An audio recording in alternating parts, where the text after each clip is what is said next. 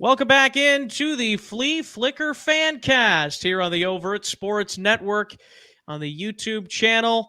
I've got David, I've got Tony, and myself, Carson, here with the Overt Sports Network to talk about the NFL. And it's not quite to our Super Bowl time yet. We're going to be talking about that on Friday. But today we are spending most of our time, gentlemen, talking about some NFL news, mainly coaching hires and quarterback situations, because 'tis the season for that, with the NFL offseason already pretty much in full swing, even though there's still football going on. But obviously not free agency and draft, all that stuff yet. But anyways, how's it going, gentlemen? David, how Doing you great. feeling? Doing How you great. feeling? I know you're kind of mixed emotions as a Laker fan right now. I know this isn't Yeah. an NBA podcast, but LeBron breaking the record of Kareem. So, but how you doing other than that? I'm great. I'm great. You know, ready to talk some NFL. All right, Tony, how are things other than internet issues? Yeah, the ever evolving internet issues. Good. Excited for the Super Bowl. It's not the Super Bowl I wanted. I would have rather watched the Bengals and the 49ers, but I am excited. I think it should be a great game. I know we're going to talk a lot more about that, as you mentioned, Carson, later this week. But yeah, it's a fun time of year because we get to enjoy the Super Bowl, and then we get to get into the off season. And for all of us that have teams that aren't in the Super Bowl, that means we start to get really optimistic about 2023. That's right. That's right. You got it. You got it. Well, speaking of off-season, let's go ahead and dive right on in here, gentlemen. First of all, talking about the Panthers hiring Ejiro Evero as their defensive coordinator, who was a candidate for multiple head coaching vacancies. There we go. Can't get elected as a head coach. I guess you maybe, yeah. Anyways, moving on. Evero, you never know. Evero also was a front runner for the Vikings defensive coordinator job for about a day and a half, if that. And then he decided, you know what, I'll go with the Panthers. And so he ends up in Carolina. We've said all we've wanted to say, I think, on the Panthers taking Frank Reich as their head coach. David and I at least have talked about that. We weren't thrilled about it. But I think that's a huge hire for Frank Reich to get Evero in there to help guide that defense. And now Frank Reich can focus on the offense. Not that I'm saying that's necessarily a good thing, but it does give him one less thing to have to worry about, at least for 1 year, which he could also be a head coaching candidate again next year. So, David, let's start with you on this one. What do you think about Ejiro Evero as the new Panthers defensive coordinator? I just think he's only going to be there for a year until he can get another shot at a head coaching job. I mean, that's basically all that is to me. It's like these guys are trying to align themselves up to look good for the next head coaching job that might be available for next year. I mean, just this whole Panthers gig thing just still rubs me the wrong way on how they, treated Wilks or whatever, because he had that team in contention at the end of the season and they didn't even give him a look. So I'm kind of done talking about the Panthers too much because I think it's just a dumpster fire. I will say, David, I do like some of the young pieces they have on that defense. Brian Burns is a baller. I think Jeremy Chin, he's a pretty solid safety back there for them. A couple other guys in there as well, but I think Evero could definitely help mold some of those players. But yeah, I mean, there's definitely a lot of things that Panthers team needs to focus on this offseason. First of all, figuring out who the heck's going to be their quarterback next year, which they have a top 10 pick to maybe figure that out, but also a lot of free agency options as well. But yeah, I think it's a good step in the right direction for them in that regard. But like I've said before, I'm not optimistic with Frank Reich being the offensive mind and head coach of that football team. But Tony, how about your thoughts on Evero to the Panthers? You're muted, sir. Yeah, you guys are spot on as far as your assessment. I think that I know I wasn't on when you guys talked about the Reich hiring. You know, I'm 50-50 on that. I mean, I think that the Panthers, they've got to get stuff figured out, and I think it all starts with the quarterback position. You know, are we going to roll with bearded Sam Darnold like we saw late in the season? Or, you know, just what are they going to do? Obviously, there was kind of a wholesale on the offensive side when they got rid of CMC and Robbie Anderson. It just seemed like they were in the mode of you know, look, we're gonna lean into this rebuild. Now, the one thing that they aren't really too bad at is defense. So having a guy come over that obviously did well in Denver, established himself as a good defensive coach there, I think he'll do well in Carolina, and I think they'll obviously look to continue to build that defense out. And have that defense get back to where they'd like it to be, and hopefully that the offense can catch up. So, a good hire for them. I'm certainly not mad at anybody for that hire. But I am with you, David. I would have would have seen Wilks get a shot there, because I feel like he's done well. He's done well there in the past, and you know, it would provide a level of consistency, especially when you probably are staring down the face of a lot of inconsistency with the personnel. So, yeah, would have liked to see them stick with Wilks, but you know, I do like the DC pickup here. Yeah. There's no doubt it should have been Steve Wilks, the head coach for the Panthers. Like, just what he was able to do in the second half of that season, and that's not even to mention his defensive pedigree before this season. Mm-hmm. But the fact that he was able to get that team near the postseason, which you could argue they should have been in the postseason. They were very close to beating Tampa Bay in Week 17. And they could have very well been in the postseason. And I'm not even going to sit here and say that they could have played a better game than I am going to say they could have played a better game than what Tampa Bay did against Dallas.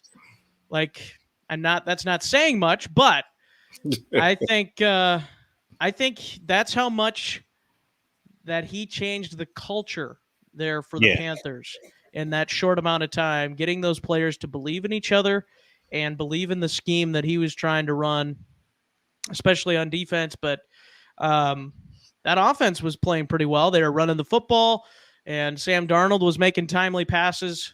For the most part. Still, Sam Darnold showed up at moments, but the overall scope of things, I would have been much more happy for the Panthers had Steve Wilks stayed there. But me too. It is what it is. So. Me too.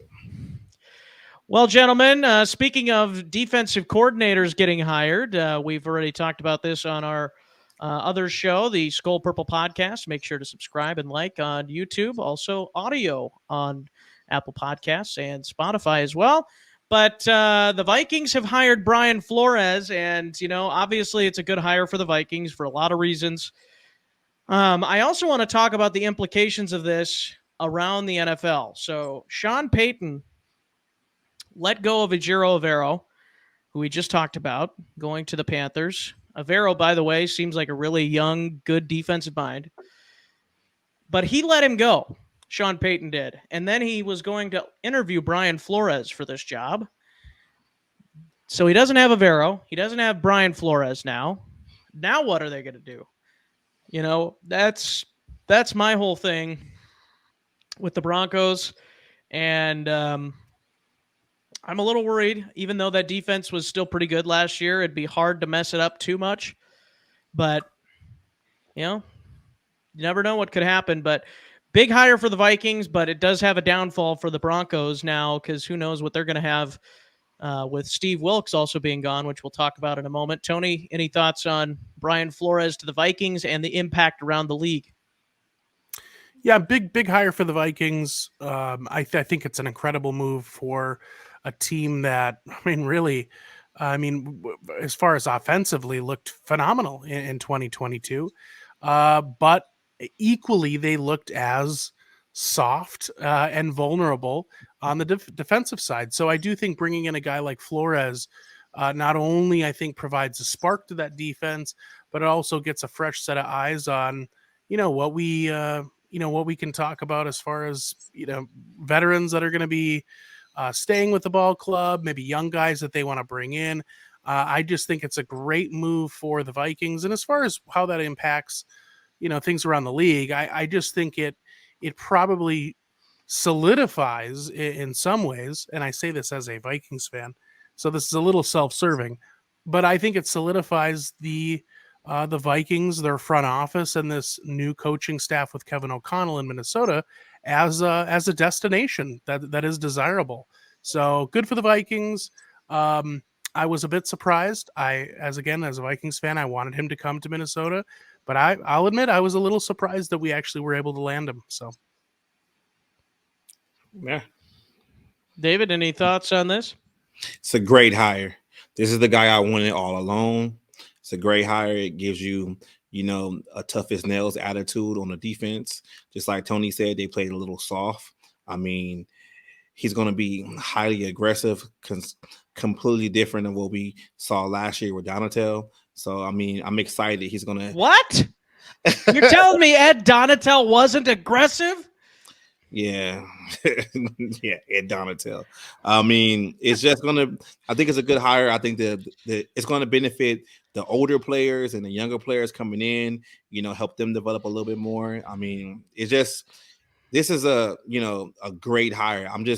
Only thing I can say about it is, bad is I hope he stays longer than a year, but, we're going to see.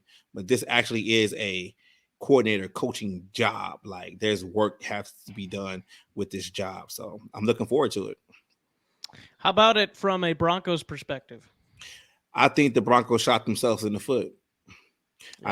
I think Sean played too many games with Evero, basically saying like, oh, I haven't let him out his contract yet, so he can, interview with other teams. And then the moment that he felt that he can go and get, Flores, he's like, oh yeah, Evero, you can go ahead and interview wherever you want.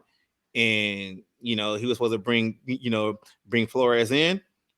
He goes to Minnesota for the defensive coordinator job. So now, they're stuck with nobody, just like you said. And Evero goes and signs with the Panthers. And the crazy thing about it is the Vikings could have been in the same position. This could have been the Vikings. Yeah. But no doubt. Kwesi and Kevin O'Connell got it done. They got it done. Whatever they had to do, talking in those back rooms, they got it done. They got the guy they wanted, and they have a coordinator, and now they can mold this team and move forward. But yeah, Denver shot themselves in the foot because Peyton shouldn't just went in there and kept Evero, and that would have been cool. But sometimes you can't be too cute. They backed up the old Brinks truck. Yeah, that's right. They sure did. Yep. All right, gentlemen. Well, hopefully the Broncos, maybe not hopefully, maybe we're not hopeful because it's Sean Payton, but for some Broncos fans, hopefully they can figure out their defensive coordinator situation. But PSA, George Payton, quit. Come on back to Minnesota. We welcome you back. You can get your old decks back, whatever. It's a dumpster fire over there. So, because if it doesn't work with Sean Payton, you're fired. Yeah, so, be the assistant GM to Kwesi, help him out a little bit. Something, you know? Yeah, player, personnel, president. We can make up titles. So that's right. Yeah. That's there's never been titles made up in football. The honorary wizard. Yeah. That's the highest ranking official in the Vikings front office. That's right. All right, 49ers have hired Steve Wilks as their defensive coordinator. This is the last defensive coordinator we'll be talking about. I know you're getting worried here. We'll get to some offense here momentarily. But 49ers hire Steve Wilks. Great hire. Great hire. Wanted him as the Panthers head coach, obviously, but I think he'll get, as long as things go according to plan in San Francisco, which I think they will, I think he's a head coach by the end of his second year in San Francisco. Kind of like how it's been with Saleh and how it's been with D'Amico.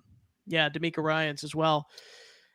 And if I am Mr.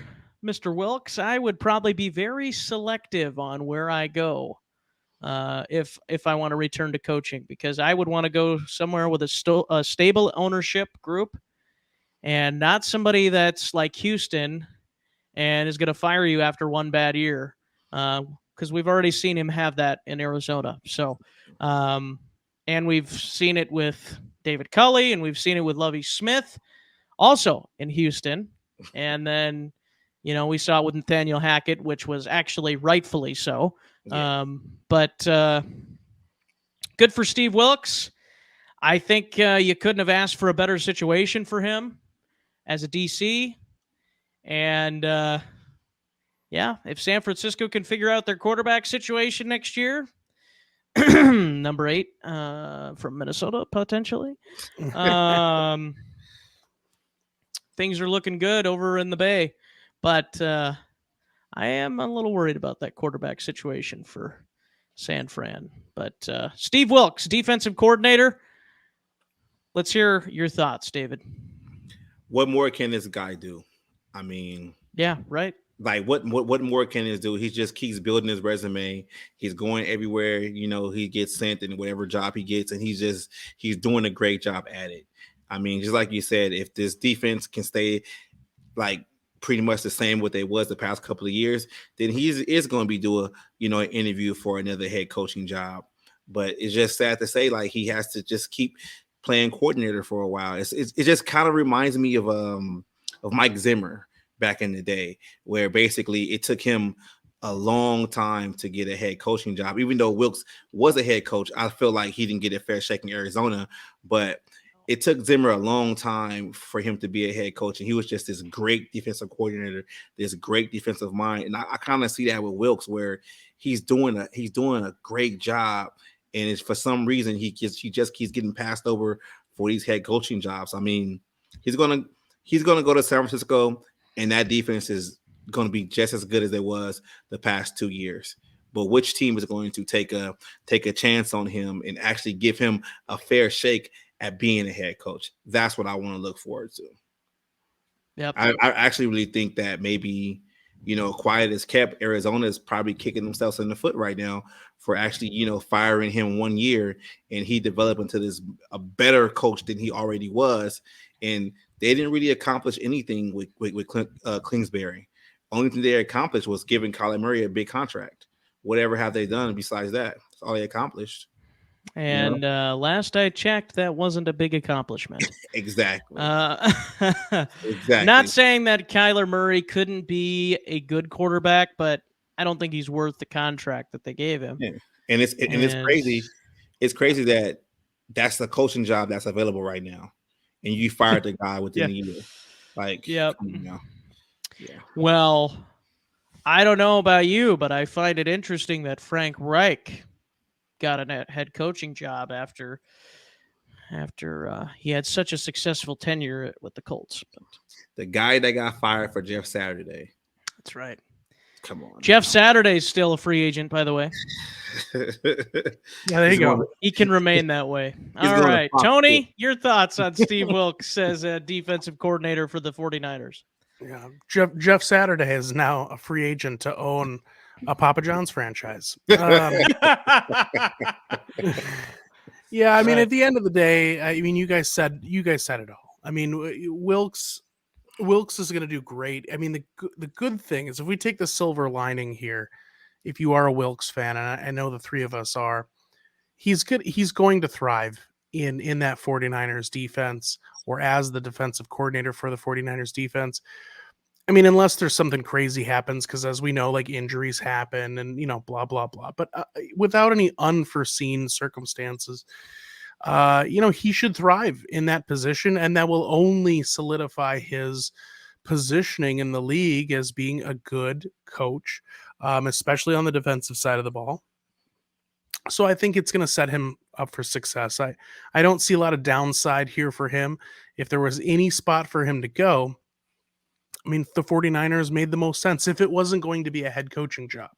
So great hire for San Francisco. I think it's a great move for Steve. And ultimately, it's just a mutually beneficial scenario there. So too bad he wasn't able to get a head coaching job. Would have liked to see him stay in Carolina. I've got a close friend of mine that's a big Panthers fan. And he even told me well before this, when around when the season ended, that his hope as a Panthers fan was that Wilks would stay. So we'll see. We'll see what happens. I think it's all going to be good for Wilks and the Niners. Jackson and the Ravens are over $100 million apart in contract negotiations. And I'm interested to hear your thoughts first on this. Tony, we'll start with you. Tony, I know that Lamar's been a pretty good quarterback through his time, but as David and I have discussed at times, it's the best ability is availability. So, yeah, Tony, I mean, my take's not going to be much different. I mean, I think I may have said this on this podcast. I may have even talked about it on our other podcast, the Skull Purple podcast, shameless pitch, if you're a Vikings fan. But I know that, or I should say, I've remained consistent in my thoughts of I like Lamar Jackson. I think he's a very talented quarterback. My issue is that if we take away the player, if we take away the person, I guess that's probably a better way to put it, and we just purely look at it as a business and as a business decision or even an investment, Lamar makes a tough case for being a good or sound investment that doesn't carry a lot of risk. Like, you talked about availability. If the guy can't be on the field when you need him the most, and that's been the Achilles heel, is he can't withstand an entire grind of an NFL season, it's hard to throw a lot of money at a guy that can't. I mean, look, you're trying to get to a Super Bowl, right? Super Bowl is well past week 17, right? So at the end of the day, you have to look at it as an investment, and does this make sense from a return on investment, from a risk standpoint? And I don't know I don't think there's a good answer there, because I think the talent is there. The other thing he has to think about too, and not to play this card, but I'm all for every NFL player getting their bag, right? Like, you go get your money, you do what you need to do. All I'm saying is that if we're being realistic here, it's not like the Ravens are the Chiefs or the Bengals. The Ravens need some pieces, and you don't want to hamstring your team because your contract is so massive that now they can't put people around you, or that they got to rely too much on unproven talent with rookies. Like, that's how you create a franchise that's good enough to have okay seasons, but they're never good enough to make a Super Bowl run. So Baltimore has to keep that in mind too. And, look, I'm not saying Lamar Jackson shouldn't keep that in mind either, but I will say this: Tom Brady, and again, I get it's Tom Brady, he's the GOAT, et cetera, et cetera, et cetera. But Tom Brady really proved the formula, which is, if I'm on good teams that win a lot of Super Bowls, I'm going to play a long time. I'm going to make a lot of money. Yep. And he went through years where he restructured, he took pay cuts. And I get it. Get your money. All I'm saying is, if you are a quarterback and the league is designed to protect you, so the risk of injury is a little bit lower for your position, and you're going to have some big contracts anyway, get the bag, but maybe start thinking about like longevity. Like, do I want to make as much money as I can in the next 5 years, or do I want to make a ton of money over the next 12? Yeah. I don't know. That makes a lot of sense, Tony. David? Where do I begin with the Ravens? This is how I feel about it. Pay Lamar. Stop playing games. He's your franchise quarterback. He won the MVP in 2019. Pay the man. You can't get mad that Lamar keeps getting hurt when you're not surrounding him with quality weapons that can actually excel this team. The defense is not great. It's not bad. They're pretty good. They can get it done. It's not the defense. Get him a true number one receiver that can catch the ball and run multiple routes. He can't keep dropping back, throwing to Mark Andrews and Richard all these times. He needs viable weapons. And that being said, too, with Lamar Jackson, I understand you don't have an agent, and that kind of like makes things hard. But if you want to call somebody and tell you how to, do contracts for quarterbacks, call Kirk Cousins, because this guy signed a 3-year deal with Minnesota that was fully guaranteed. And everybody just was like, oh my God, oh my God, oh my God. That was one of the smartest things a quarterback could do. Fully guaranteed. There's no fake money on that deal. That means you're not signing a $250 million contract with only $75 million guaranteed. Kirk got all that money guaranteed. Lamar, think about that. If you want to make the money, sign a 3-year deal, $25 million guaranteed for each year. That's $75 million. That's what you're going to get if you sign a big contract anyway. Just make it fully guaranteed for a shorter term. That way, if you keep getting hurt, the team can move off of you in 2 years, and they won't have this massive cap hit, going forward, dead cap or void years or whatever they got to do. I just think NFL players need to be more smart with these contracts. I understand they want these contracts to be long, to be really long, and they want to be the highest paid at the certain position at each time. But in reality, these guys don't really see that money that often. I think Michael Vick signed $200 million contracts. Is Michael Vick worth over $200 million? No, because he never saw the money for those big contracts. And players need to understand that. That's why I'm saying they need to go to the Kirk Cousins school of contracts, because Kirk Cousins gets it done. The money that he's made in the past couple of years, and he's not even a top 5 quarterback, that's because he negotiates the right way. He makes sure that upfront money is what really counts, minus those void years or years that don't even mean anything. So, I mean, yeah. Lamar, think about that, man. Please do. Because you're a great player. I think you're one of the best quarterbacks in the league, but don't sign those long 7-year deals, deals, and you don't see your money. Don't do it. Yeah. Yeah, I'm kind of on the same page with you. I'm kind of struggling to put Lamar in that top 5 category of quarterbacks in the league. I don't know if I would quite put him there. I think when he's healthy, he's definitely a top 10 quarterback. Yeah. But would I put him in the top 5? I don't know. Brady's gone. Yeah, Brady's gone. I didn't have Brady in my top 5 this past year anyway, by the way. But I don't know if I was a franchise, if I would be able to look at Lamar's injury history and look at all of that and say, okay, I can trust you with a 7-year contract, because I couldn't do it, and I like your idea of just going a few years, and just saying, okay, let's see how it goes, and, guaranteeing only a certain amount. But yeah, I don't know. I think the problem is, if he's off the field, what are you, what's going to happen? Yeah. It's like, the nice thing about Kirk Cousins from a Vikings perspective is that he is always on the field. Yeah. We're not having to pay him big money to sit on the sideline and have Nick Mullins come in. So, and, I'm not saying anything bad like, oh, it's Lamar's fault and all this that he keeps getting injured. I mean, no, it's nobody's fault. It's unfortunate.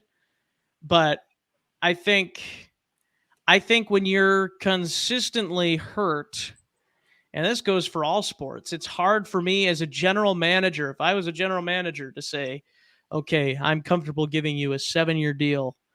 And, it's like even with the Twins, Tony, with Joe Mauer, like, you can't keep giving Joe Mauer this deal because he's going to get a concussion or he's going to have bilateral leg weakness or whatever. It's just all these different things. Like, you can't keep dishing out big money to a guy that's always hurt. And that's the problem with long-term contracts these days. It's like, it just takes one injury.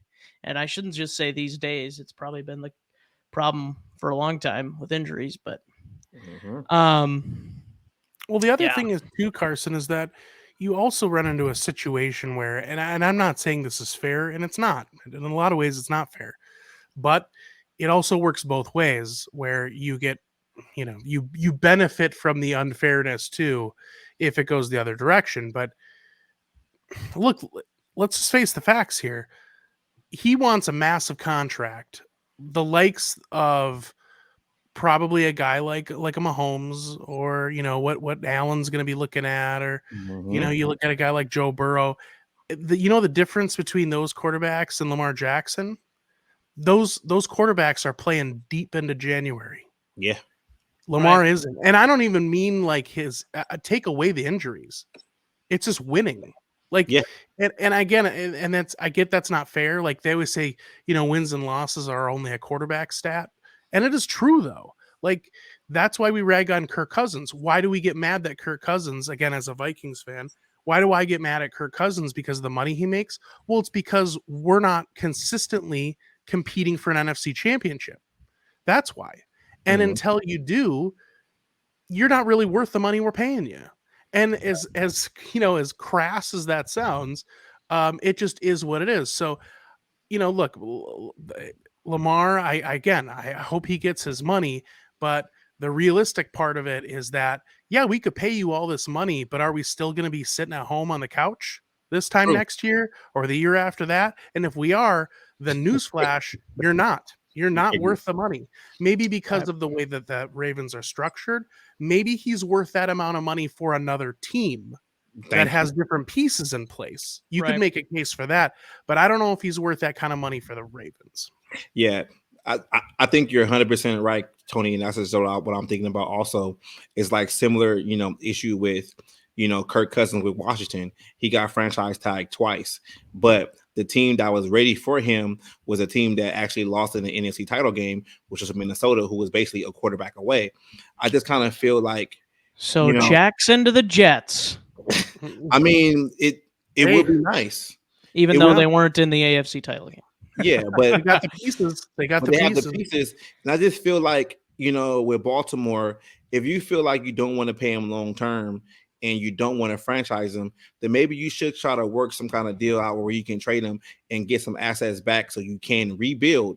I mean, that's a great destination for him, Carson, being the Jets, because they have young receivers, they have a developing O-line, and they have a defense that's on the good running game. Yeah, good running game. So that would be a good place for him, but he wouldn't command $250 million deal there either. He will probably get maybe a 2 to 3 year deal, fully guaranteed, just like Kirk Cousins did, to kind of see what happens. But I just feel like, come on, Baltimore, if you don't want to pay him, find a partner and trade him, because I don't want to see Lamar keep getting franchise tagged.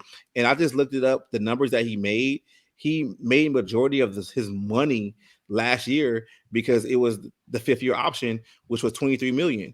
And if he made $23 million this last year, in his whole total, he's been in the league like over 5 years, he's only made $32 million. So that's your negotiation right there. If he made $32 million within 5 years, then you start your negotiation at $27 million per season, considering his injury history. Like, come on, Lamar, I'm available, man. You need an agent, let me know. We can come help you. What you're saying is that Aaron Rodgers is going to the Jets and Lamar Jackson's going to the Packers. No. Please no. Please no. I would want to see Lamar at the Jets, and I think Mr. Ashwagandhi or whatever he calls it is probably going to stay. Ayahuasca. ayahuasca, Yeah. Mr. Dark Ayahuasca. Room, developing pictures or whatever. I think he's staying in Green Bay. He's just blowing a lot of smoke. Yeah. Just a diva. Aaron Rodgers is just a diva. He's a diva. We love Tony, him were here you on going the- to? What's the that? Overt- We love Aaron Rodgers here on the Overt Sports Network. That's right. That's right. I don't know of anybody on this show that's ever criticized Aaron Rodgers. Nope. All right. Anything else on Lamar? I think we're ready to move on to our final topic today. Derek Carr. As we release this on Wednesday, he is scheduled to talk with the Saints. And this is interesting. He was with the Saints. Dennis Allen was, obviously, is still with the Saints. Let me rephrase this. Dennis Allen was with the Raiders as the interim head coach. That makes more sense. Back when Derek Carr was a rookie. So interesting note there. I didn't know anything about Dennis Allen then. I barely know anything about him now. And I still don't think he's the right fit for New Orleans, but interested to get your guys' thoughts on this. I don't like it too much, but I do kind of like it in another way where if they're going to compete for the NFC South next year, they're going to need a quarterback, and that would be a good fit. But if I'm the Saints, I want my quarterback of the future, and I want to be drafting him in the first round this year. That's just my thought. Let's start with you, Tony, this time on Derek Carr to the Saints. Yeah, it was a bit of a head scratcher for me right away. Like I kind of thought, okay, it was not probably one of the teams that I thought that he would necessarily want to go to, where maybe that would make sense for him. But the more I thought about it, I mean, at the end of the day, there's some familiarity with coaching. So you pointed that out, Carson. The other aspect is, and you guys can correct me if I'm wrong here, because some of these players maybe, are up for contracts, they're free agents, but, he's got Kamara. Kamara is a good back. I would say as much as Josh Jacobs showed out this year, I don't think anybody'd argue that Kamara has higher upside than Jacobs. Maybe he's got a little more, a few more miles on those tires, but and then you've got some other pieces, right? You've got who's the young stud receiver for them? I can't think of his name. Olave. Chris Yeah, Olave. Chris Olave. Yeah. Was on my fantasy team until I traded him. Yeah, Chris Olave. So you got a young star. We don't know what's going on with Michael Thomas. Also received a vote for NFL Offensive Rookie of the Year on the Overt Sports Award show from yours truly, by the way. Look at that. If you did not get to watch our Overt Sports Award ceremony, make sure to go check that out with David and I. We will be posting graphics, by the way, here throughout the week about some of these on social media, about some of our choices, as Tony gave us his thoughts in our group chat. So anyways, Tony, back to you. I still contributed. But yeah, so I guess my whole point to this is that I do see some draw to the team. I still think, again, it's a weird move for me because it feels like if Derek Carr wants to prove that he is the quarterback that he thinks he is, that I think many of us think he is. I do. I'm not a Derek Carr stan, but I do think the guy has talent, and I do think that he's been a bit of a victim to an organization that's not very well run, that's very dysfunctional with the Raiders. So I don't know. It just feels like maybe there were some other destinations that made a little more sense, but you know what? He's going to go where he wants to go and what makes sense. So, wouldn't surprise me with the Saints. I could see it making sense. I'd love to hear what you guys think about it. David? I think Derek Carr at this point in his career, even though some of the things that has happened to him, might not have been his fault, I think McDaniels is not a great leader of men. I think he's a coordinator at best, and he kind of, did Derek Carr wrong as a scapegoat for his, shortcomings. I think that's what really happened in I want to say Oakland. I mean Vegas. But at this point, Los Oakland, Vegas. But at this point, I think Derek Carr is a stopgap quarterback. I mean, I really think even if he does go to New Orleans and plays, they're still going to probably draft a quarterback in the first round, second round. They're going to try to develop a guy, and I'm not even sure that they are 100%, going with Dennis Allen, because when you draft a young quarterback, you want to have someone there to develop him, and I don't think they have anybody in place to develop that quarterback. So Derek Carr will be great to go down there for a year. Probably why he was fired from the Raiders. Exactly. But there's a place that I think Derek Carr should go, and I think he will be welcome there. And he should think about it. He should go to, if he's going to be a stopgap quarterback while another quarterback is developing, he should go to Houston. Ooh, spicy. I like it. Yeah, he should go to Houston. I like it. That's what Big Brother played, so that's right. Right all the wrongs that David Carr did. Your Big Brother. I mean, I think that was a disaster, by the way. Yeah, I think David was like the most sacked quarterback that first year. I mean, is Derek Carr the next Kurt Warner, where he goes to a team and takes another team to a Super Bowl? Derek Carr has never gotten that far in the playoffs himself. So I think Houston will be a good fit for him. They have a good running game. Was Derek Carr a store bag boy? No, he's a second round pick. So yeah, I think Houston should be the place he should go, in my opinion. Yeah. That'd be so what you're saying is Derek Carr to the Green Bay Packers. No. As a Vikings fan, I just keep waiting for like another shoe to drop where I don't get excited about Aaron Rodgers. You just want to see another number 4 in Green Bay, don't you? Because he'd go and be incredible, and then I don't know. I'd have to just cry away my tears every Sunday. I mean, Houston has the second round pick, the second number pick in the draft this year, right? One way or another, they're going to draft a quarterback, and that quarterback is going to need to develop. Best thing for you to do is to get a veteran for the next year or two. Derek Carr could be that guy. I mean, they're not going to compete for their division anytime soon. I mean, it might be a perfect place for him. You know what? In all seriousness and kidding aside, a team that I think could make sense for Derek Carr is Tampa Bay. True. Yeah. I mean, you've got weapons there. It's a system that's kind of set up around a guy that's not super mobile. He'll be more mobile than Brady, but he's a pocket passer like Brady was. Mm-hmm. I don't know. I think Tampa would be a great fit for Carr. But they don't have a coordinator at this point, do they? I don't think so. Yeah, they fired Leftwich. Yeah. Yeah, I think you're right. So there you have it. Derek Carr is going to the Texans. He's going to the Saints. And lastly, going to the Packers. There you go.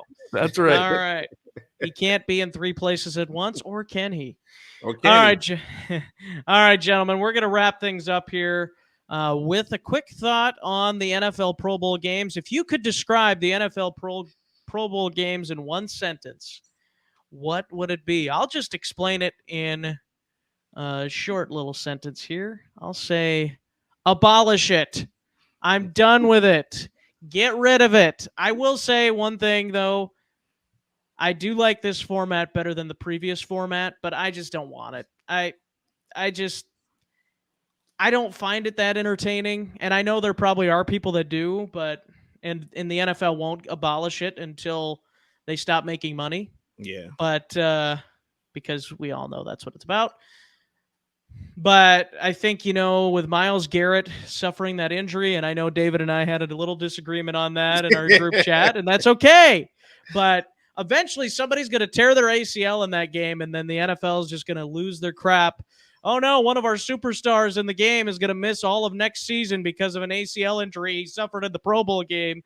And when that's Justin Jefferson next year, then then we might think a little differently. Hopefully that does not happen. But I'm just coming up with the worst case scenarios in my mind, just so we can abolish this Pro Bowl thing. I think it's cool to see some of these skill competitions. But again, you could have injury on those. But I mean, you could have injury just walking out your door too. Exactly. But you just don't move in the off season, guys. We'll put you in bubble wrap and let you wander. So yeah, you can't let them not move at all, because otherwise they'll end up like Antonio Brown with his frozen feet. Where he was in the cryo chamber for too long. Yeah, it really is a sad thing with Antonio Brown, but we'll maybe dive into that at some point here this offseason, since we do have a long offseason ahead of us. David, your thoughts on the NFL Pro Bowl games? This is how I feel about the Pro Bowl.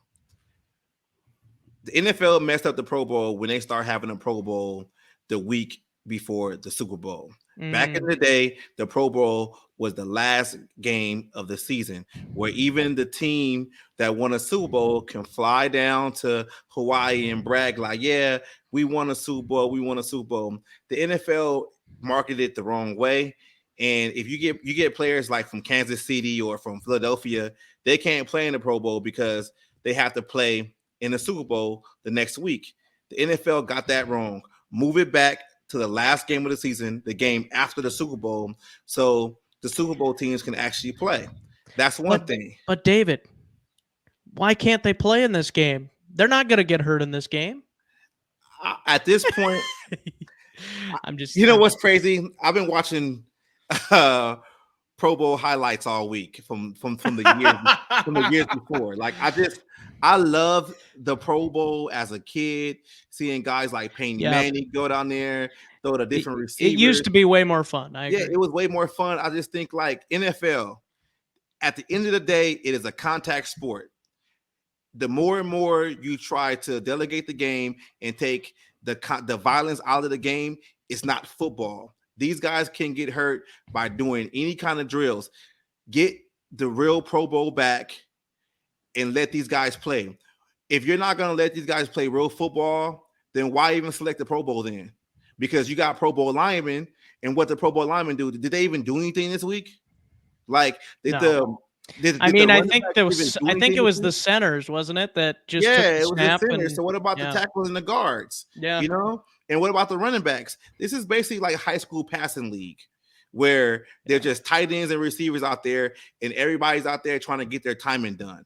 No, it is a complete joke. Bring the real Pro Bowl back, because that's what real fans want, and call it a day and stop being too cute. These guys can get hurt anytime. This is what they signed up for. This is why they make those $100 million, whatever, so you can see it, actually be done. Bring the Pro Bowl back. Bring the real Pro Bowl back. That's just how I feel about it. Stop playing around NFL. One thing girls have never accused me of being is too cute. Tony, over to you. I just think for me, I'm going to go the opposite direction with David, because I think while I like everything that you said, David, and I am certainly on board with all of that, what I also understand, though, is that these guys, especially a lot of the guys that are in the Pro Bowl, they're making a lot of money. And no matter if we bring back a full football game or not, it's like the NBA All-Star game. Like, it's just a joke. Like, they're not gonna hit each other hard. Like, it's gonna be soft. Like, it's gonna be just. So I almost kind of feel like it's a little pandering as a fan to watch football players go like half speed on purpose. So I say you do away. Let's just realize that that's a reality, and let's do away with it altogether, and then lean more into like the skill stuff and get creative with it, because I think that stuff actually like does intrigue me. You want to talk about too cute? This year, you know what I didn't like was all the not football related stuff with the skills. Like, it was like, golf, I don't need to know. Well, I don't need to know how far left tackle can like drive a golf ball. Like, as much as that's kind of neat, and I certainly would watch. Like, I don't know why that was a part of this weekend. What I want to see is passing contests. guys that maybe want to, and again, even I think they're trying to do the thing with the, with the creative catches, that's supposed to be like their version of like the dunk contest. Right. You could build more of that out. I just think there's more that they could do with the skills stuff. Even like, honestly, as dumb as this sounds, you remember back when like Tyreek was having like these little back and forths on Twitter about like who's the fastest guy in the league, and races, do a race. You know what I mean? Like, I agree. There's so many things you Race. could do, right? And tear your ACL. No, just Tony, Just lean into the skill stuff. That's all I'm saying. Tony, the NFL used to do that back in the day with the Pro Bowl weekend. They used to have the quarterback challenge. I think Darryl Green raced somebody and he was like the NFL's fastest man for like a couple of years. I think one of the linemen for the Cowboys, he lifted like 300 pounds like 10 times. Like bring that stuff back. That's what we want to see. Yeah, you know what I'm saying? Like bring that stuff back. Don't just flag football is for flag football. Okay. We don't want to see that in the NFL. That's not the Pro Bowl. I want to see these linemen bench press 350 pounds, like 15 times. I want to see the fastest man. I want to see who can jump over, certain type of things. Just like bring that aspect to it. That's like you said, Tony. They got to do stuff that relates to the NFL, not golf. Yeah, I agree. And I like golf, but I just don't. I didn't. You don't want NFL golf. If you want to see NFL golf. I don't need golf. Play golf. That should be just for retired players, not current players. Hey, I'm only gonna put up with so much golf slander. I'm just kidding. Hey, I do like mini golf. That's all I'll say. There you go. I even watched that. As stupid as that would be, because at least it's a competition. Lawrence Taylor out there playing golf. It's competition. Right. That's what we want to see. Guys competing, because all of these guys are competitors. Yeah. So at some point, as long as they don't feel like there's too much risk of injury, they will compete. I mean, they will find something to compete. So you could do stuff. I mean, again, like the long ball toss you were talking about, Dave, with the quarterbacks. Like, as much as it'll be like, I don't really care. You get a couple guys in, and then they're like, oh, I can, I mean, like they start thinking, they get competitive. Yeah. So I don't know. I think it's flag football. If they just leaned more into the skill stuff, it'd be so much better. Yeah. Just get rid of it. I say, just get rid of the game part of it. Just give them their bonus check because they made a Pro Bowl. Have fun at the skills competition, and that's it. Yeah. Next, they're going to be NFL players playing basketball at the Pro Bowl. Watch. Yeah, exactly. It'll be like the old MTV probably. Hoop celebrity games. Rock and jock basketball at the Pro Bowl. Watch Justin Jefferson with a windmill dunk. The 4-point shot. Yeah, like, come on, man. We don't want to see the NBA celebrity game at the Pro Bowl. We don't want to see that. Yeah. I need to see Justin Jefferson grittying at half court next to Justin Bieber. No, Kevin Hart's going to be there. You know that. Yeah. Yeah. Well, with that, gentlemen, I think that's going to bring this edition of the Flea Flicker Fancast to a close.